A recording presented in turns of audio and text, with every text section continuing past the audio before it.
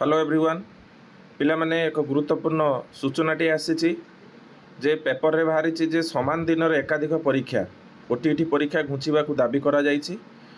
कार्य दिवस रे ओटीटी परीक्षा पई पुनः विज्ञप्ति नहीं असंतोष मुख्यमंत्री और गण शिक्षा मंत्री अभियोग कले आशायी।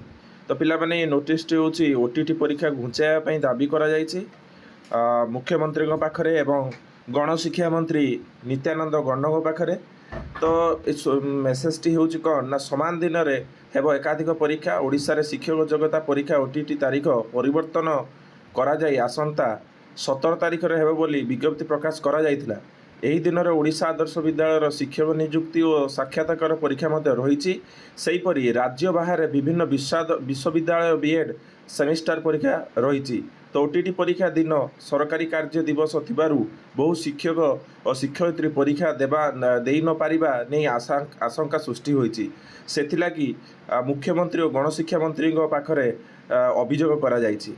तेणु पिला माने जानिथिबो तो एही दिन रे जोटा कि होछि ओएवीएस रो इंटरव्यू रही। ओएवीएस योग्यता परीक्षा पई शिक्षक योग्यता परीक्षा पई इंटरव्यू रही। आउ आंध्र प्रदेश रे आचार्य नागार्जुन आउ आपणकर आंध्र केशरी यूनिवर्सिटी रे भी परीक्षा रही जोटा कि 19 तारीख रे आरंभ होछि।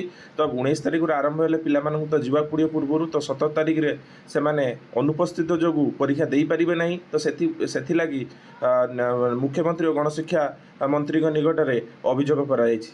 तो पिला माने नोटिस टी रही। तो देखा जाव आगामी दिन में बोर्ड प्रशासन बीएससी कौन निष्पत्ति नौचंदी। तो धन्यवाद समस्त को। यहीटा हूँ तुम गुरुत्वपूर्ण इनफॉरमेशन।